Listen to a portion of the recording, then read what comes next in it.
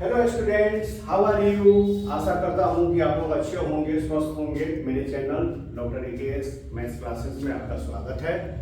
मैं इस क्वेश्चन को लेकर के आपके सामने आया हूँ।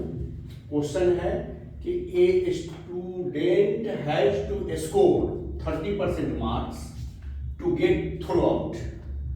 If he gets 30 marks and fails by 30 marks, then find the maximum marks set for examination. फिर से देखा जाए कि student has to score 30% marks to get through out. Pass होने के लिए उसको 30% मार्क्स लाना है।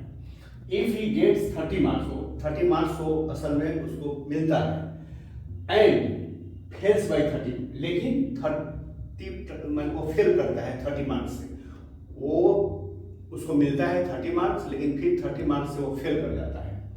Then find the maximum marks set for the exam. उस एग्जामिनेशन में का मैक्सिमम मार्क्स क्या है। तो इसको बनाने के पहले हमें इसको थोड़ा देखें। The passing marks in an examination is P%। उस एग्जामिनेशन में पासिंग मार्क्स जो है वो P% है। If a candidate scores R marks, okay, and fails by 1 marks, then maximum marks, मतलब उस एग्जामिनेशन का पासिंग मार्क्स जो है वो P% है। एक कैंडिडेट जो है उसको मिलता है R मार्क्स, लेकिन 1 मार्क्स से वो फेल करता है, तब उस एग्जामिनेशन का कोई सब्जेक्ट होगा, उसका मैक्सिमम मार्क्स क्या है। तो उसका मैक्सिमम मार्क्स यही होगा R+F। R मीन्स जो कैंडिडेट जो मार्क्स लाया, प्लस F मीन्स जितना मार्क्स वो फेल हुआ। ये दोनों को ऐड करके 100 से मल्टीप्लाई करेंगे और तब उसको डिवाइड कर देंगे पासिंग मार्क्स। तो यही ऐसा कर देने से हमको मैक्सिमम मार्क्स मिल जाएगा। इस चीज को याद रखेंगे। R जो है वो कैंडिडेट का स्कोरिंग मार्क्स जो एग्जाम में उसको प्राप्त हुआ, प्लस F जो है जितना मार्क्स से वो फेल हुआ।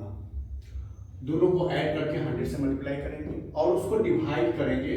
पासिंग मार्क्स जो है P%, उससे डिवाइड कर देंगे, आंसर मिल जाएगा। तो इसको देखिए, a student has to score 30%।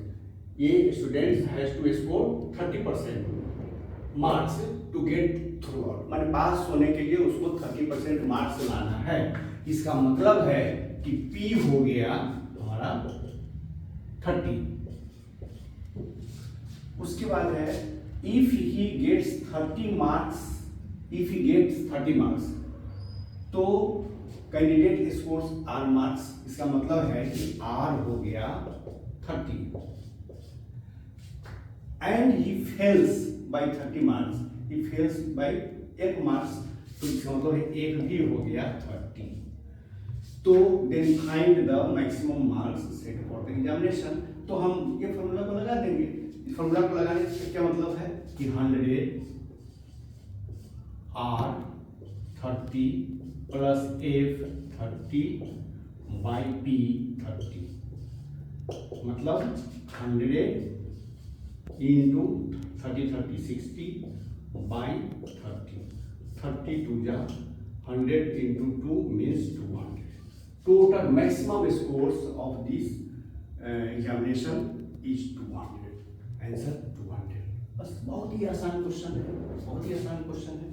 अच्छा, ये तो इस ट्रिक से किए, तो आप ऐसे स्टेप बाय स्टेप भी कर सकते हैं। स्टेप बाय स्टेप करने का मतलब कि मान लेते हैं कि मैक्सिमम मार्क्स, मान लिया कि मैक्सिमम मार्क्स कितना है X, ठीक है। अब यहाँ कहा जा रहा है कि student has to score 30% marks. उसको पास करने के लिए 30% चाहिए। तो 30% ऑफ व्हाट X, तो passing marks equal to 30% means 30 by 100 into X, 0 0 cancel, equal to 3X by 10, ठीक है। अब नेक्स्ट स्टेप में आइए। If he gets 30 marks and fails by 30 marks, इस केस में वो पास करता कब पास करता कि 30 मार्क्स तो उसको मिला और 30 मार्क्स से फेल कर गया और 30 मार्क्स मिल जाता तब पास कर जाता। तो 30 + 30 मतलब ये 30 मार्क्स तो उसका स्कोरिंग है, वो मिला उसको 30 मार्क्स, लेकिन फेल कर गया 30 मार्क्स से, तो ये भी 30 मार्क्स यदि उसको आ जाता तो पास करता। तो 30 + 30 = 60।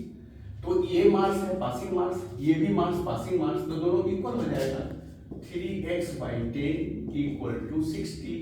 तो x = 60 × 10/3, 20 and 20 × 10 200 आ गया। 200। तो ऐसे स्टेप बाय स्टेप करेंगे तो 2 मिनट का समय लगेगा, और ऐसे अगर करेंगे तो 15 सेकेंड में बन जाएगा।